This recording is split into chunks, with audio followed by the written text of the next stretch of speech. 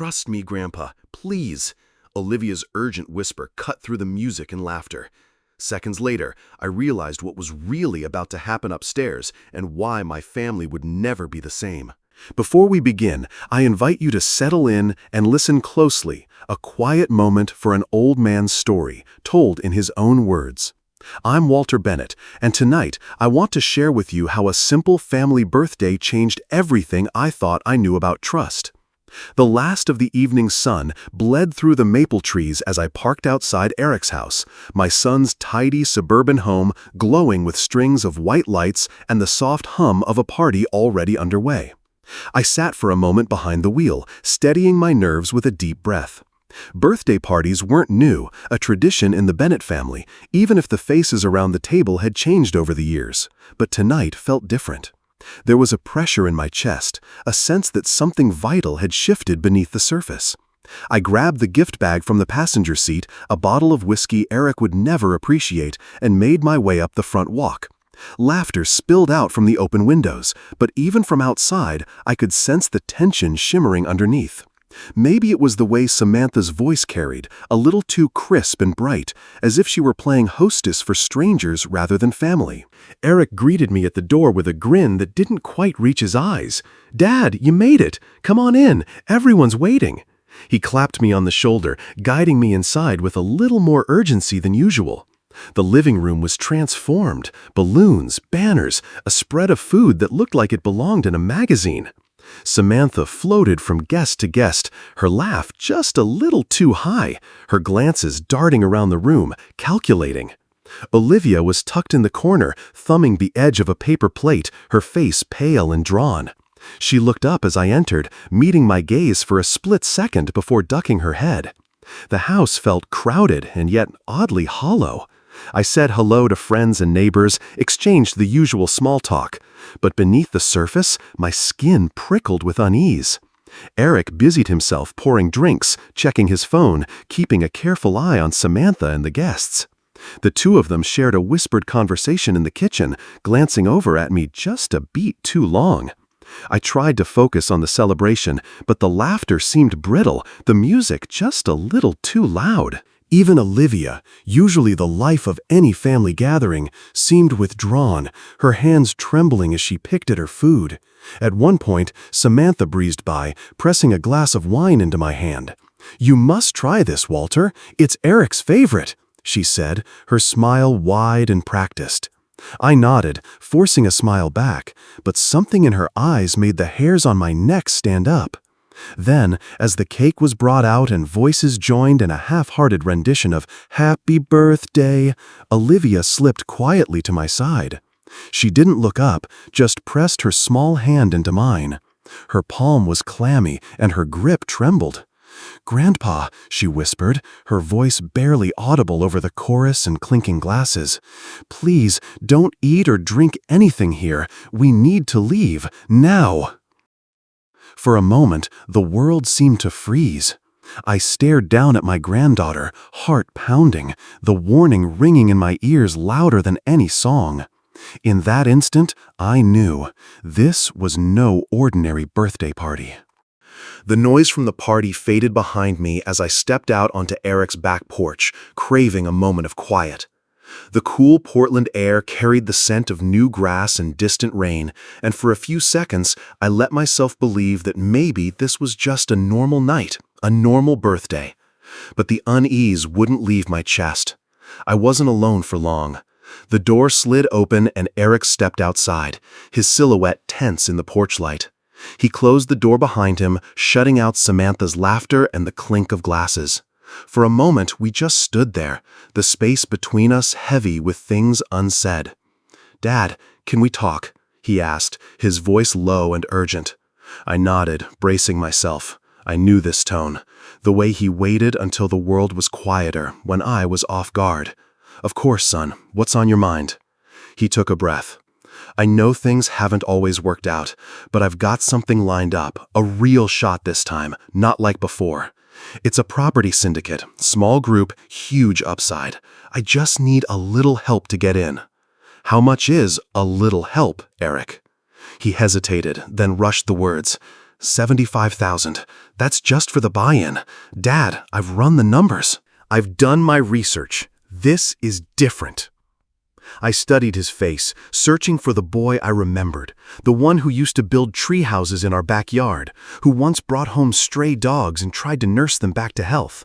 But the man in front of me looked desperate, older than his years, his eyes flickering with hope and fear. Eric, I said carefully, I want to believe you. I always have. But you have to understand, every time I've bailed you out, it's only led to more trouble. You need to stand on your own. His jaw tightened. You never trust me. Every time I try, you just remind me of my failures. I shook my head, feeling a heaviness settle in my bones. That's not true. I remember every good thing you've done, but I also remember the calls in the middle of the night, the tears, the promises. I can't keep doing this. He looked away, frustration simmering beneath the surface. You think I want to ask? You think I like needing your help? But if I don't get in now, I'll never catch up. I thought of Olivia inside, her worried eyes, the way she held my hand earlier. I thought of Samantha, always watching, always calculating. I thought of all the years I'd spent trying to save Eric from his own mistakes and how it never changed anything. I'm sorry, son. I can't. He stared at me, a mix of anger and wounded pride. When I finally make it, don't expect me to share it with you. I managed a tired smile. That's fair, Eric. You should build something that's truly yours. He turned and left, the door hissing closed behind him. I stayed on the porch, staring out into the darkness, listening to the faint sounds of celebration inside. For a long while, I stood there, remembering the boy he'd been and mourning the man he'd become. Back inside, the party had moved on without me. I returned to the edge of the living room, watching Olivia as she laughed a little too loudly at a joke from one of her friends. Our eyes met across the room, her smile fading as she read the sadness in my face. Sometimes, the hardest part of being a parent isn't saying no. It's knowing that love alone won't save your child from himself. Stand it, but I wanted to believe in his optimism. $50,000 wired to a company that vanished overnight. Another lesson, another scar. Then the food truck, a business plan so detailed I almost let myself hope. This one's different, Dad, Eric had insisted, eyes bright.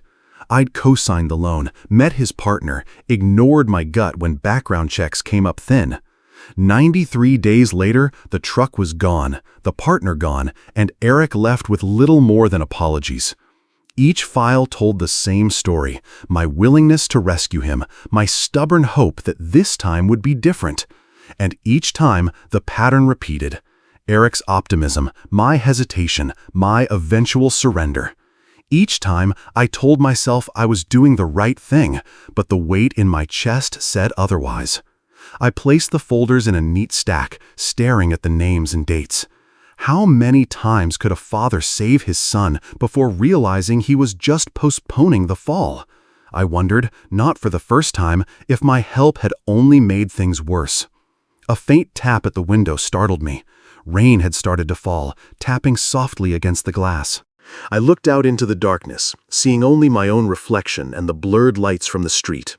Somewhere, in a house not far from mine, Eric was probably telling himself that tomorrow would bring a new chance. Maybe it would. Or maybe, for both of us, the time for second chances was finally over.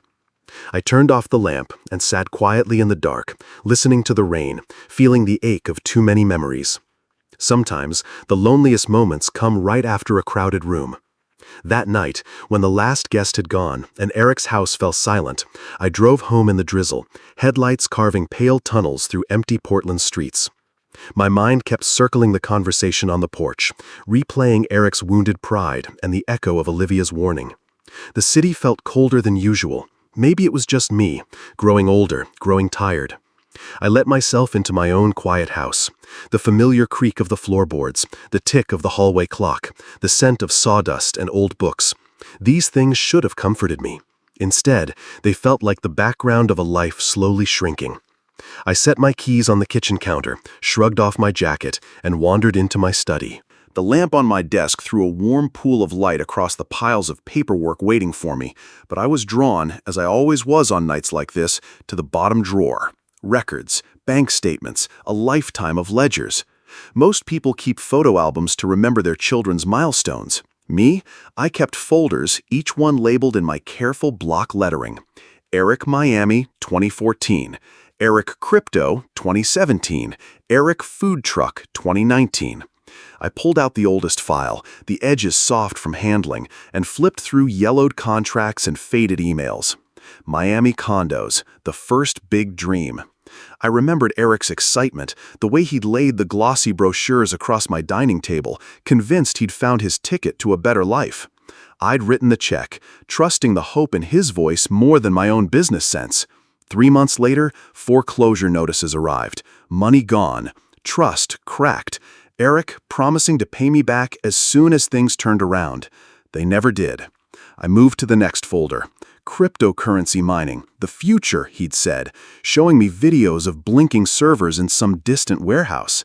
I didn't understand. Some mornings, the world tries to warn you before you're even fully awake. That Sunday, I was up before the sun, restless after a night spent chasing old regrets through my dreams. The rain had stopped, but the clouds hung low over Portland, painting everything in dull gray.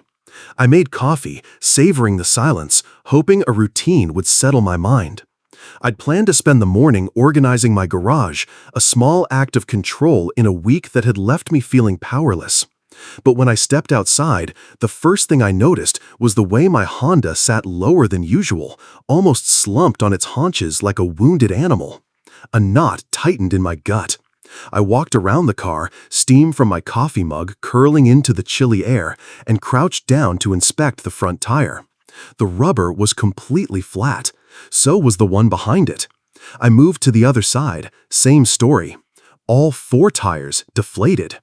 It wasn't the slow leak of age or a forgotten nail from the driveway. Each tire had a puncture close to the sidewall, small and clean, the kind you'd get from a tool, not from the road.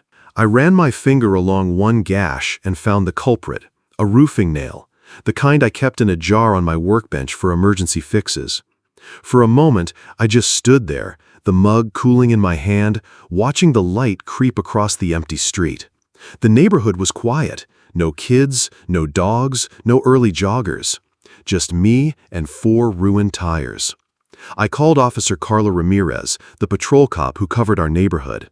She arrived within 20 minutes, her cruiser rolling to a stop at the curb. Carla was young, sharp-eyed, and had always treated me with a kind of gentle respect. She listened as I explained what I'd found, then crouched beside me to inspect the damage. "This wasn't an accident, Mr. Bennett," she said, tapping a nail with her pen.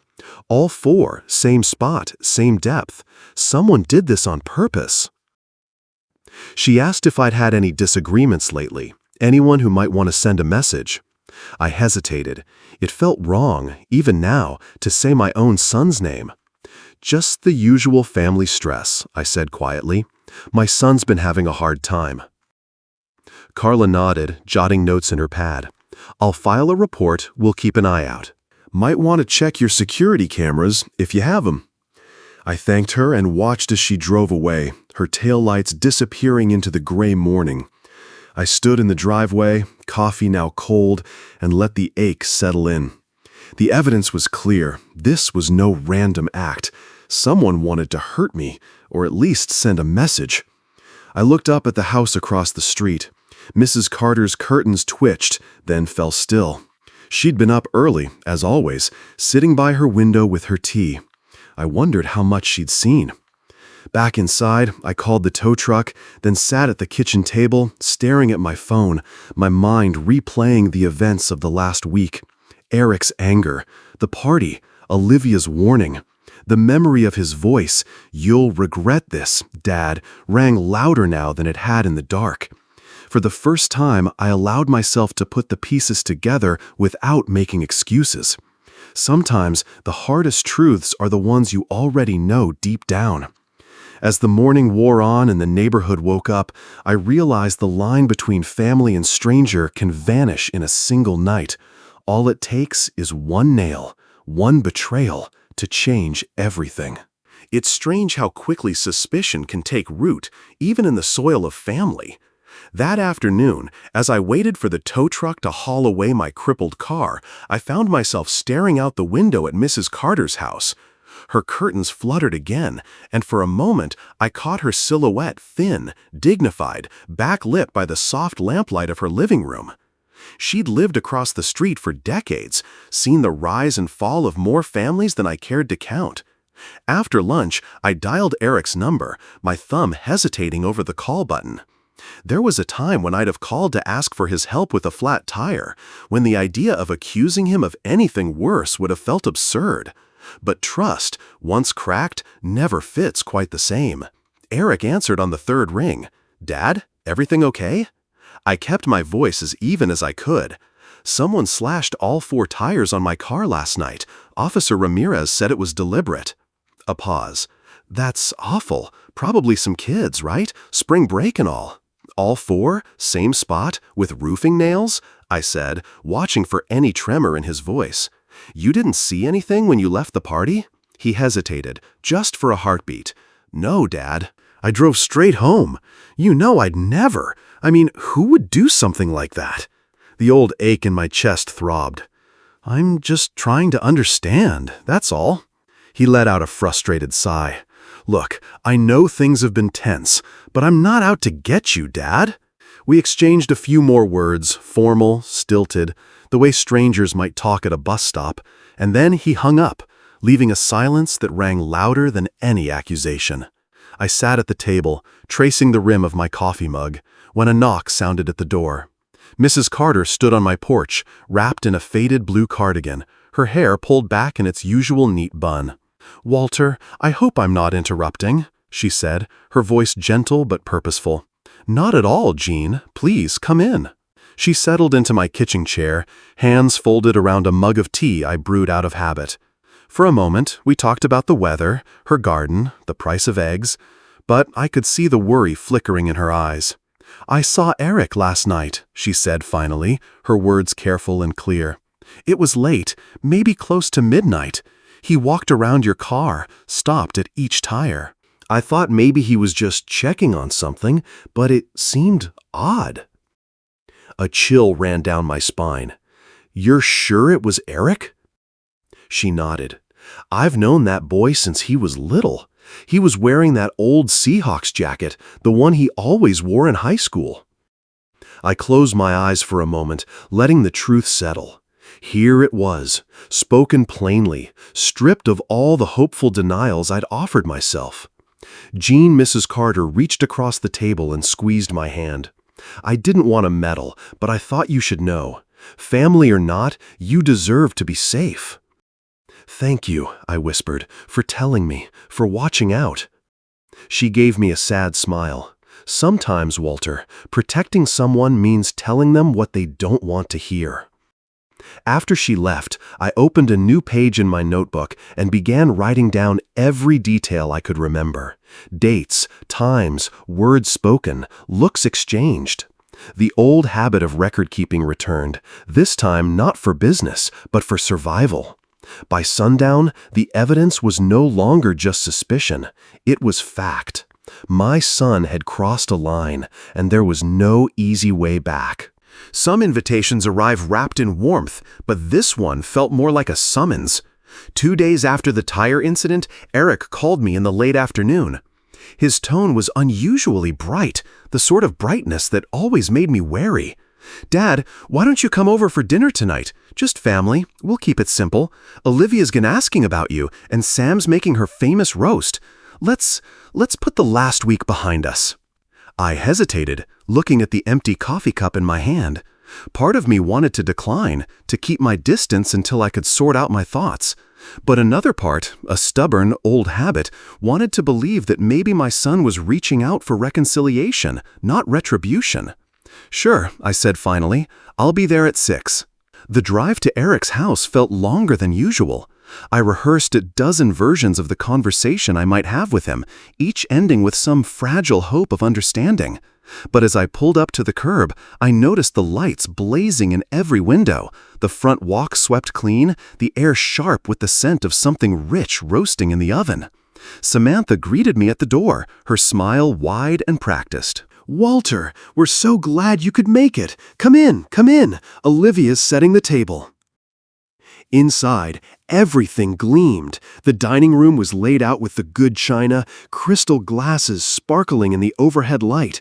Olivia moved quietly around the table, arranging napkins, her eyes flicking up to meet mine for only a second before dropping again. Eric poured me a drink, scotch, neat, then sat across from me, his hands folded tightly on the tablecloth. "Dad, I want tonight to be about family. No business, no fights, just a good meal." I nodded, but I couldn't shake the feeling that every gesture had been rehearsed. Samantha bustled in and out of the kitchen, offering hors d'oeuvres, topping off my glass before it was half empty. Eric steered the conversation to old memories, fishing trips, Olivia's childhood birthdays, stories that should have been comforting, but felt instead like a performance for an audience I couldn't see. Dinner arrived, roast beef, potatoes, everything cooked to perfection. But I noticed how often Samantha and Eric exchanged glances, silent signals passing between them. Olivia, usually vibrant, barely spoke, her fork tracing patterns in her mashed potatoes. After dessert, Eric leaned forward, lowering his voice. "Dad, I'd like you to come upstairs for a minute. There's some paperwork I need your signature on, just routine stuff about the family business. It'll only take a second." Samantha smiled, her hand resting lightly on Eric's arm. "It's nothing complicated, we just want to get everything in order." I felt Olivia's gaze burning into me, her face pale, lips pressed into a thin line. She shook her head almost imperceptibly. For a heartbeat, the room seemed to narrow. The roast on my plate grew cold, the laughter from earlier faded. I set my napkin aside, pushing back my chair. "Maybe another time," I said, forcing a smile. "I'm not feeling quite myself tonight." Eric's face fell, disappointment and something sharper flickering in his eyes. Samantha's grip on his arm tightened.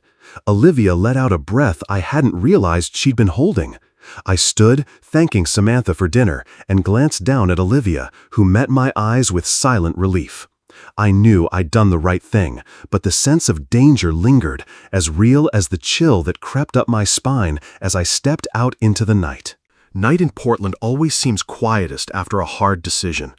I drove home from Eric's house with my hands tight on the wheel, replaying every glance, every forced smile, every glass of scotch that Samantha had tried to refill. I wondered how close I'd come to making a mistake I couldn't undo.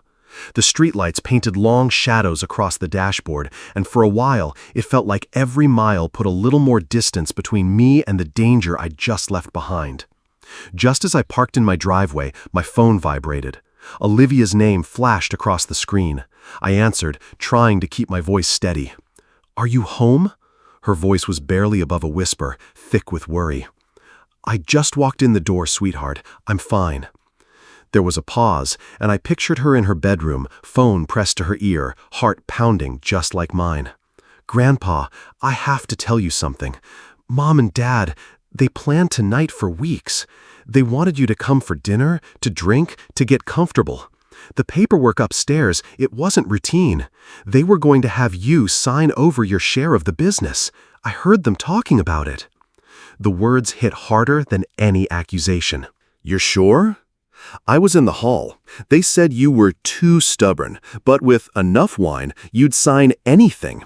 Dad even called a lawyer friend to be ready just in case. Mom said it would all be legal as long as you didn't realize what you were signing." My breath caught. For a long moment, I couldn't speak. I thought of every warning sign, every cold glance, every time Olivia looked at me with fear in her eyes. "Thank you, Olivia, for telling me, for watching out for me." She sniffled. "You can't let them know I told you. Please, Grandpa." "I won't. You did the right thing. I'm so proud of you." There was a long silence. The house around me felt different now, less like a refuge, more like a stronghold. I sat at the kitchen table, the phone pressed to my ear even after Olivia hung up, and stared at the shadows on the wall. The trap had been real. I'd almost walked right into it, blinded by the hope that maybe, just maybe, my family still cared more about love than money. But Olivia cared. That was enough to keep fighting. Sleep did not come easy that night. I sat in my dim kitchen, the only sound the hum of the refrigerator and the distant patter of rain against the window. Olivia's words echoed in my mind, unraveling whatever threads of trust I'd tried to hold on to. My hands shook as I poured myself a glass of water, not from age, but from the cold realization that my own flesh and blood had planned my undoing. By morning, resolve replaced fear. I'd spent my life building things, houses, reputations, a family legacy. I wasn't about to lose it all because I'd been too trusting. I started with a notebook, scribbling down every memory, every conversation, every strange glance and missing piece from the past few weeks. I listed names, timelines, the odd way Eric and Samantha had hovered at every gathering, the carefully timed dinner, the paperwork, the lawyer friend. First, I called Officer Carla Ramirez. She listened patiently as I filled her in on the dinner, the pressure to drink, the push for signatures. "Mr. Bennett," she said gently, "I can't stop your son from asking you to sign things, but I can add this to your case file. If you feel threatened, if anyone tries to force you, you call me." Immediately. Her calm professionalism steadied me. Next, I walked across the street to Mrs. Carter's house. She opened the door before I could knock, concern etched deep in her face. "I was hoping you'd come by, Walter. I've been worried." I told her everything. Eric's anger, the tires, the dinner, Olivia's late-night call. She listened in silence, then nodded. "You're not alone in this. I'll write down what I saw that night. If you ever need me to speak up, I will." That promise felt like a lifeline. Finally, I called Daniel Brooks, my longtime attorney and, more importantly, a friend who never sugarcoated the truth. When I explained the situation, he was silent for a moment. Then his voice turned crisp and purposeful. "Walter, you need to document everything. Start a paper trail. And don't sign anything, especially if Eric or Samantha are present. If they pressure you, call me and I'll come over myself. We'll make sure you're protected." With each conversation, the isolation began to lift. I wasn't just an old man fighting shadows. I was someone with allies, with witnesses, with a plan. I spent the rest of the day gathering paperwork, old deeds, bank records, emails from Eric about business opportunities. I made copies of everything, storing one set at home and taking another to Daniel's office that afternoon. As dusk settled over the neighborhood, I sat at my desk, reviewing the evidence. The fear was still there, a dull ache in my chest, but now it was tempered by something stronger. Determination. If Eric and Samantha wanted a battle, they would get one on my terms. There's a certain calm that comes after you decide to stop running. By the next morning, my fear had hardened into resolve. I pulled out the old briefcase I'd once carried to City Hall meetings and began filling it with the evidence I'd gathered. Every email from Eric about his can't-miss investments, every note about the tire sabotage, Mrs. Carter's written statement, copies of the police report, even the invitations to those carefully staged family dinners. I spent hours at the dining room table, sorting and organizing. I drafted a clear, factual letter to Daniel Brooks, outlining the nature of my suspicions, the timeline, and the pattern of coercion. For each of Eric's failed business ventures, I attached supporting documents, making it impossible to claim ignorance or misunderstanding. I grouped everything into folders: family manipulation, financial exploitation, property damage. At noon, I slid the folders into a manila envelope and drove them over to Daniel's office. He met me at the door, his expression serious. We spent nearly an hour reviewing every detail. "Walter, you're doing the right thing," he said. "Most people don't think ahead until it's too late. This gives us leverage if Eric or Samantha try to challenge your competence, your ownership, or your rights."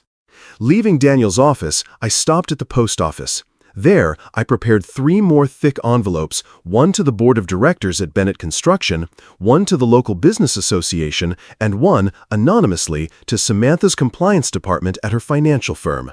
Each packet included evidence of Eric and Samantha's coordinated pressure campaign, the attempt to manipulate me into signing over assets, and the police report on the tire incident. I didn't accuse directly, I simply stated the facts, attached dates, and let the truth do its work. Back home, I sent a careful group email to a few of Eric's former business partners, laying out the facts and asking them if they'd ever experienced similar pressure or questionable behavior. Within an hour, I received 2 replies. One confirming that Eric had tried to involve them in a family-backed investment, another expressing concern about Samantha's sudden interest in managing elderly clients' finances. By sunset, the first tremors of the counteroffensive had begun to ripple outward. Daniel called to confirm that he'd filed for an official statement on my mental fitness, preempting any attempt by Eric or Samantha to claim I was unfit to manage my affairs. He also reassured me that with the evidence on file, any legal attack from them would be met with a wall of documentation and witness testimony. That evening, I sat by the window with a cup of tea, watching the porch light flicker on as darkness fell. I felt the weight of the past week begin to shift, not gone, but no longer pressing down on my shoulders alone. I'd done everything I could to protect myself, my home, and my legacy. For the first time in days, I slept without keeping one eye open. Monday morning came with a strange sense of quiet, a pause before the world began to tilt.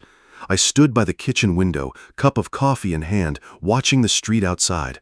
Over the weekend, I'd sent out my evidence, spoken with Daniel Brooks, my lawyer and trusted friend for decades. Now, as sunlight crept across the table, I wondered how long it would take for the first ripple to reach our doorstep. The answer was not long at all. By 9, my phone rang. The number belonged to the chairman of Bennett Construction's board, a man who'd built his business alongside me through boom and bust. "Walter, we've received some unsettling documents.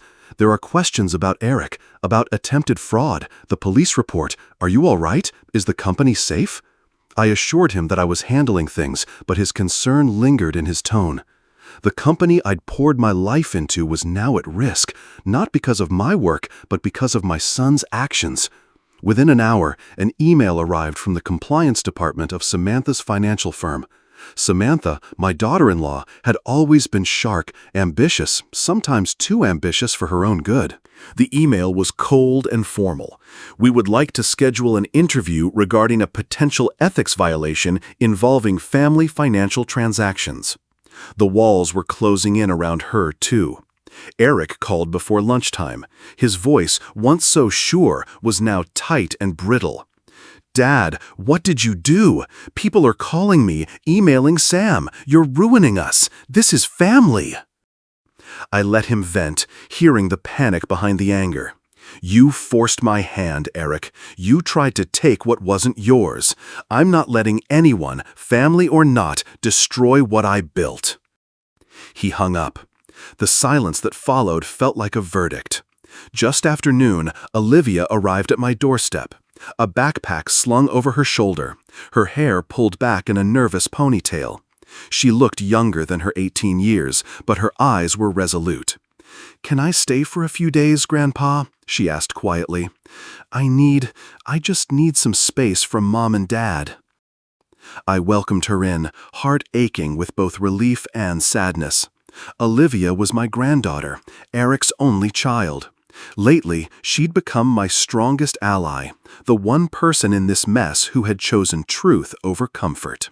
I fixed her a sandwich, and we sat together in the kitchen, both of us grateful for the companionship. Later that afternoon, Madison dropped by. Madison was Olivia's closest friend since grade school, funny, loyal, always ready with a listening ear. She brought a bag of books and a smile that didn't quite reach her eyes. The 2 girls retreated to the porch, voices barely above a whisper. I could tell Madison was trying to reassure Olivia, reminding her she wasn't alone. As dusk settled over the house, my old friend George Miller called. George had been by my side for 40 years, first as a business partner, later as the neighbor who brought over soup when Ellen was sick, the man who'd seen me through loss and triumph. His voice, deep and steady, cut through the chaos. Walter, you did what any good man would do. Don't let guilt eat you up. Sometimes standing your ground is the only way to protect what matters. By evening, our small house was full of worry, of support, of the tentative hope that comes after a long storm. Olivia and Madison sat at the kitchen table, working through homework and, I suspected, much bigger questions. George's words echoed in my mind. Sometimes you have to let the rotten wood fall away before you can rebuild. Emails continue to arrive, one from a former business associate of Eric's, another from a neighbor who'd heard rumors about Samantha at her office. Each message confirmed what I already knew. The truth was spreading, and Eric and Samantha could no longer hide behind secrets. After dinner, as Olivia washed dishes, she looked at me with quiet gratitude. "Thank you, Grandpa, for believing me, for protecting us." I hugged her, feeling the weight of years lift from my shoulders. For the first time, there was no fear for tomorrow, only the certainty that, whatever came next, we would face it together. I've weathered storms in boardrooms, funerals, and empty bedrooms, but nothing prepared me for the quiet ache of waiting for your own family to come and explain themselves. That night, the air in my living room felt thick, every tick of the clock stretching my nerves tighter. Olivia sat beside me on the couch, her hand cold in mine. Every so often, she glanced at the window, the porch light painting uncertain shadows on the wall. When Eric's car finally pulled up, I saw Samantha in the passenger seat, her shoulders hunched as if she were bracing for a blow. They stood on the porch longer than necessary, as if hoping the confrontation might dissolve if they waited long enough. But some reckonings can't be postponed. I opened the door, and for a heartbeat, neither of them could meet my gaze. Eric's jaw worked, and Samantha's eyes were red-rimmed, her lipstick smeared. Olivia stayed close, silent but fierce, a reminder that truth had found its voice in this house. We gathered in the living room, the four of us, family in name, strangers in purpose. Eric started, his voice raw with exhaustion and accusation. "Dad, what is all this? The emails, the calls, the company board, everyone's talking. You're painting us as criminals. You're destroying everything." I held his gaze, feeling the years of disappointment and hope between us. "No, Eric, I'm finally refusing to let you destroy what I've built. You tried to take advantage of me, your own father. You sabotaged my car. You tried to trick me into signing my life away. I have the evidence. I have witnesses." His face twisted, a flicker of guilt flashing in his eyes before anger took over. "You always think the worst of me. You never believed I'd amount to anything unless you were the one pulling the strings." Samantha interjected, her words trembling but sharper than glass. "You went behind our backs, Walter. You humiliated us in front of the entire community. I lost clients. Eric's losing his job. You could have at least warned us." The heat in the room spiked. "Warn you," I said, voice rising despite myself. "Warn you while you schemed to strip me of everything? While you poisoned Olivia's trust to get what you wanted? Family doesn't mean blind loyalty. It means honesty. It means protecting each other, even from ourselves." Eric's expression shifted, anger giving way to desperation. "We were drowning, Dad. We needed help. Every door was closing. If you'd just given us another chance, one more, maybe none of this would have happened." Olivia's voice cut through the tension, quiet but unwavering. "You didn't want help, Dad. You wanted control. You wanted what wasn't yours, and you were willing to hurt Grandpa for it." Samantha's eyes filled with tears, her shoulders shaking as she finally dropped the mask. "I didn't mean for it to go so far. I just wanted us to be safe. I wanted to protect my family." The pain in the room was nearly unbearable. I looked at my son, the boy I once taught to ride a bike, who I'd carried on my shoulders through summer fairs, now looking at me as if I were the enemy. "You could have come to me honestly, Eric. You could have told me the truth. But you lied. You tried to take what wasn't yours. That ends now." He slumped, his body folding in on itself. "I'm "Sorry, Dad," he whispered, voice cracking. "I never wanted to hurt you." Samantha wiped her face, her voice ragged. "We're sorry." But forgiveness and rescue were two different things. I steadied myself, reaching for Olivia's hand. "From this day forward, there will be no more bailouts, no more secret deals. If you want to rebuild, you'll do it on your own. I will protect Olivia and myself, even if it means going to the law." For a long moment, no one spoke. The hurt and shame, the years of hope and disappointment hung between us like a fog. Then Eric stood, his shoulders bowed with defeat, and Samantha followed. At the door, he turned back, grief and regret warring in his eyes. "I hope someday you'll remember the good parts, Dad. I did love you." I managed a nod, unable to trust my voice. They left into the darkness, the door closing soft and final behind them. Olivia leaned her head on my shoulder.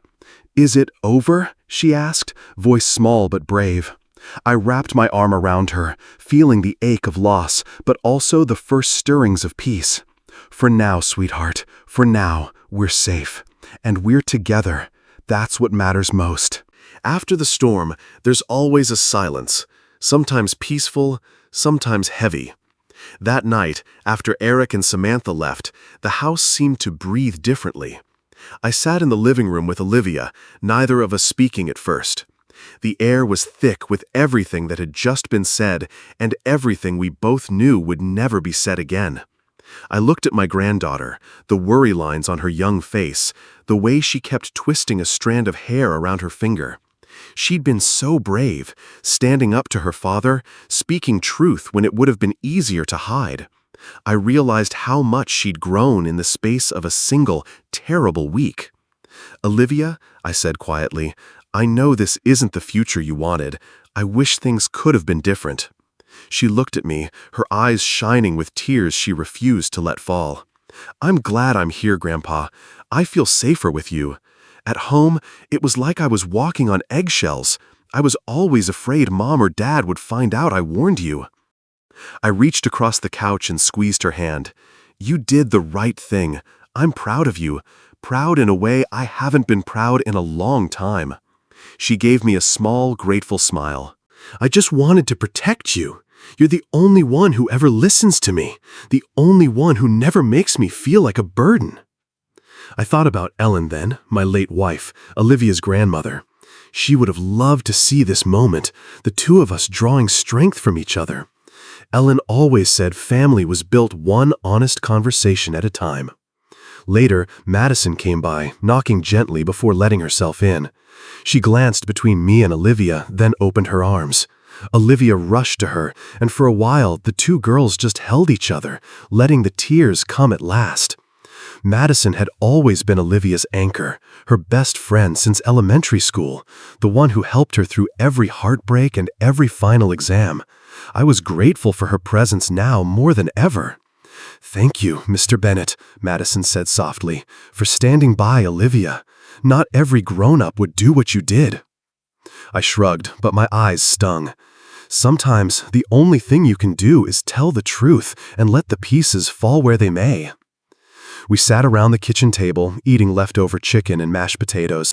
For the first time in days, Olivia and Madison laughed a real, honest laugh that filled the house with something like hope. It was a sound I hadn't realized I'd missed. Madison shared stories from school, gossip about teachers and classmates, even dreams for summer trips they'd been planning before things fell apart.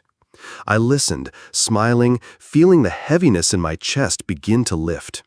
When Madison left for the night, Olivia helped me clear the dishes. She paused, looking at me with new resolve. "I want to stay here for a while.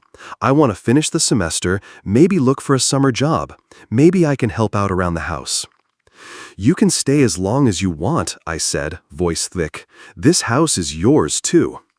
She hugged me, fiercer than she ever had before. "Thank you, Grandpa, for everything." After she went to bed, I lingered in the kitchen, the house finally quiet. I thought about what had been lost, but also what had been saved. Bonds built on truth, not secrets. Family, not just by blood, but by choice and courage.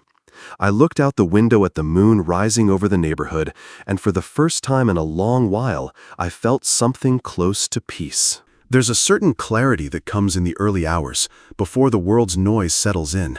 I woke just after dawn, the house unusually still. For the first time in weeks, I didn't feel the old ache of dread in my chest. Instead, I felt lighter, as if the house itself had exhaled after holding its breath for too long. The kitchen windows glowed with the first pink of sunrise, and I stood for a while just watching the light creep across the tile floor. In that quiet, I noticed details I'd forgotten to appreciate, the way the light painted golden ribbons on Ellen's faded curtains, the faint scent of her lavender sachets lingering in the hall, the faint ticking of the clock that had measured out years of our lives. I used to resent these reminders, but now they seemed to anchor me, a gentle assurance that, even after so much had been lost, something steady remained. Olivia was already awake, wrapped in her grandmother Ellen's old robe, sitting at the table with a mug of tea cradled in both hands. She looked up as I entered, giving me a soft smile. In that moment, I saw not a child, but a young woman, still carrying the bruises of the past week, but stronger and more certain than before.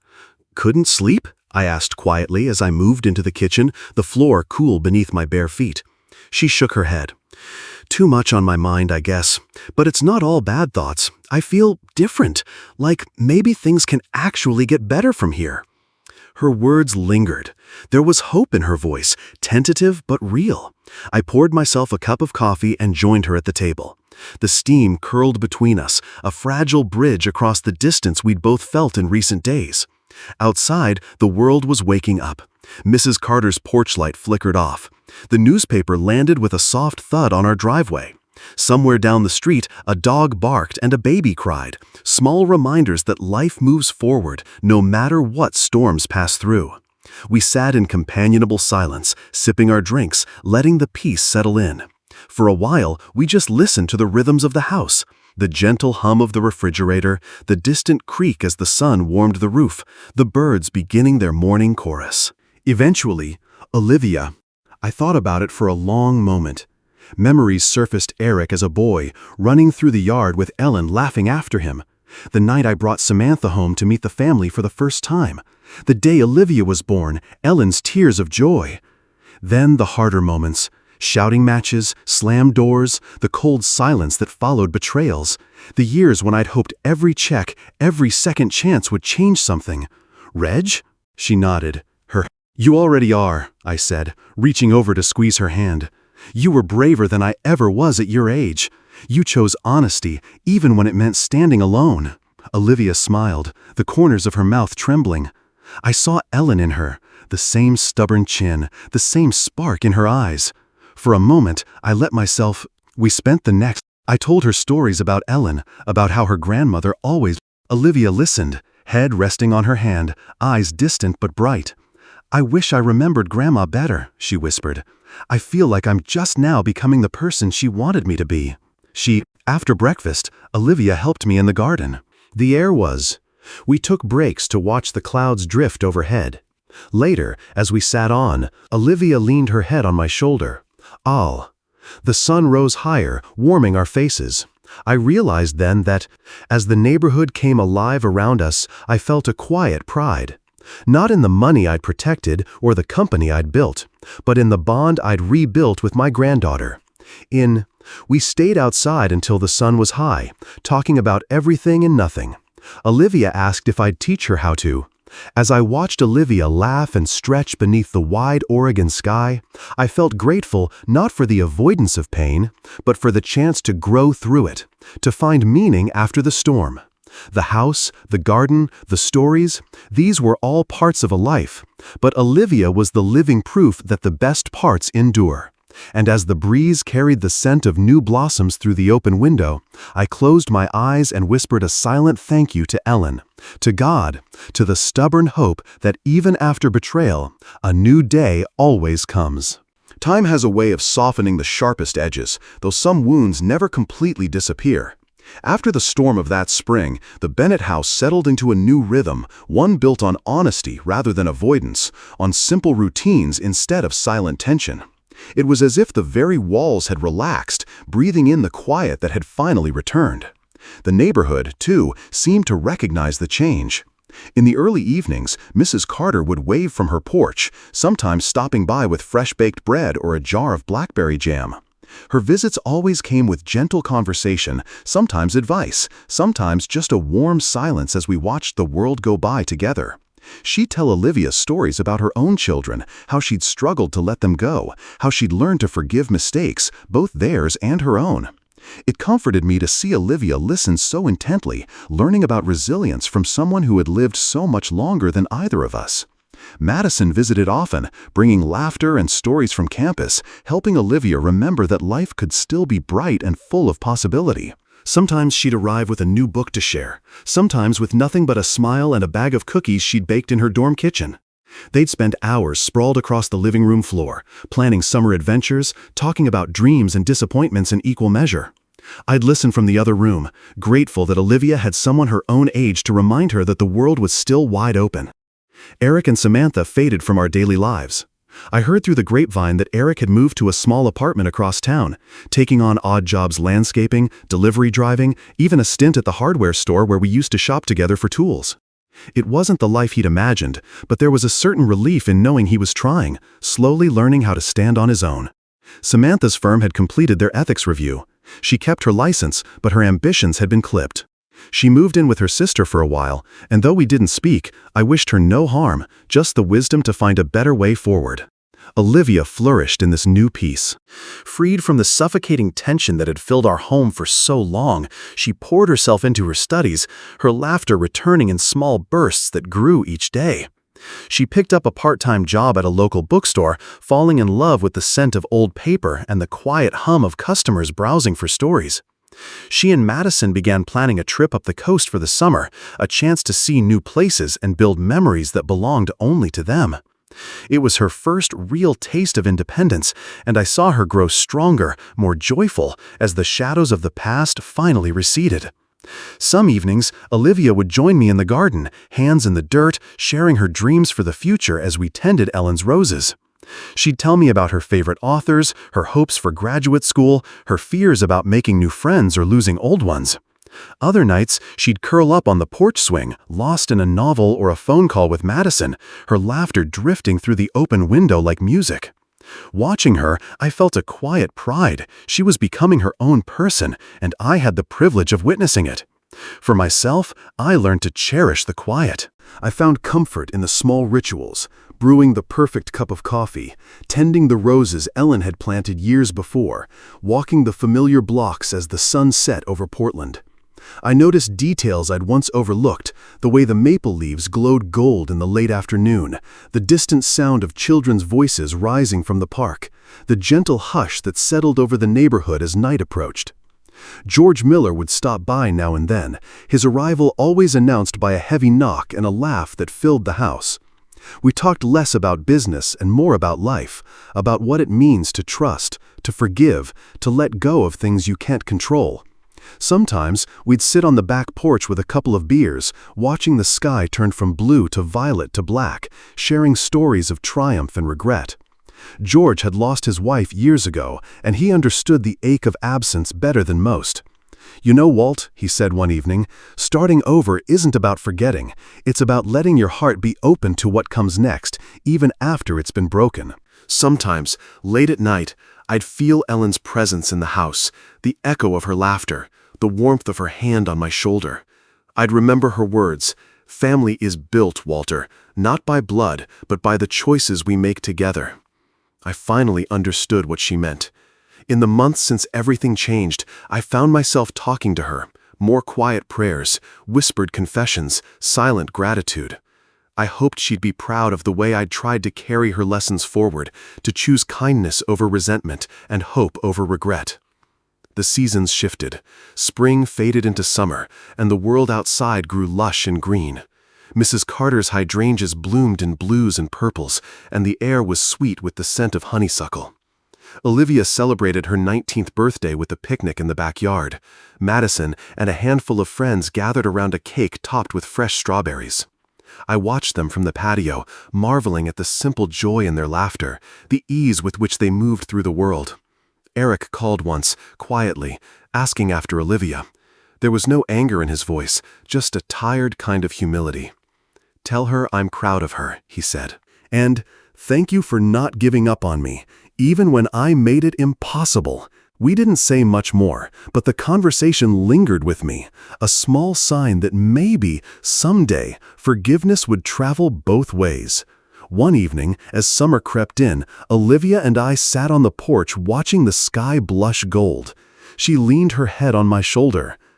"Are you happy, Grandpa?" I thought for a moment, feeling the cool breeze, the steady beat of my heart, the peace that had finally returned. "I am, sweetheart, I am. We've been through a lot, but we found our way back to what matters." She smiled, her eyes bright with hope. "Thank you for teaching me what real family is." I squeezed her hand, grateful beyond words. "Thank you, Olivia, for reminding me." As dusk fell and the first stars blinked to life, I realized the legacy I'd leave was not just a house or a name, but the courage to confront hard truths, the strength to forgive, and the love that endures even after everything else is gone. These days, I find myself looking forward to the mornings, the way sunlight spills across the kitchen floor, the promise of coffee brewing, the sound of Olivia humming softly as she gets ready for her day. I watch her step out into the world, backpack slung over her shoulder, her spirit light and sure. I know there will be more challenges ahead, more storms to weather, but I trust in her resilience and in the quiet faith we've rebuilt together. For anyone listening, I hope you find your own peace, no matter how hard the journey. And if this story touched you, I'd be honored if you shared it, left a comment, or simply held your loved ones a little closer tonight. The greatest legacy is not what we accumulate, but the love and understanding we pass on one sunrise, one day, one choice at a time. There's a reason betrayal stories linger. They remind us that life isn't always fair, but faith can make us whole again. They echo in the quiet moments, in the questions we ask ourselves at night, and in the way we learn to trust again by inches, not miles. Faith does not erase what happened. It invites us to bring the pain into God's light, where truth and tenderness can do their slow, steady work. In that light, shame loosens its grip, dignity returns, and our hearts become teachable again. God uses even the hardest losses to help us grow in wisdom and humility. He shows us what to release, what to hold, and how to walk forward without hardening our hearts. When trust is shattered, let it be God who gathers the pieces, teaching us to forgive without forgetting. Forgiveness makes room for boundaries and accountability, not denial. It honors your story while refusing to let bitterness write the next chapter. Healing is rarely dramatic. It's usually a string of faithful choices: to breathe, to pray, to reach out, to rest. Some days, courage looks like booking a counseling session or texting a friend who tells you the truth with kindness. Other days, it's choosing not to spiral through old messages, but to sit with scripture, journal a page, or take a walk and let the wind carry a little of the weight. Over time, you notice your shoulders drop, your sleep returns, and your voice steadies. You remember that you are more than what was done to you. You are who God says you are, beloved and becoming. The beauty of healing comes in small moments: a shared sunrise, a gentle word, a new promise. The phone call that arrives right when you need it. The verse that meets you like water in a dry place. The apology that is backed by change. The apology that never comes, and the peace you choose anyway. If you're walking through your own betrayal story, know that God has not abandoned you and that every ending can be a new beginning. New beginnings do not erase the past, they redeem it, turning scars into signposts of grace. If this story moved you, share your thoughts below and subscribe to our channel for more betrayal stories and inspiration. Your heart's journey is seen and valued here. Tell us one small thing that is helping you heal today, one boundary you're honoring, or one hope you're daring to hold. This is a safe, compassionate space. Come as you are. May God steady your steps, soften what hurts, and surprise you with the next good thing waiting just ahead. You're not alone. We're with you.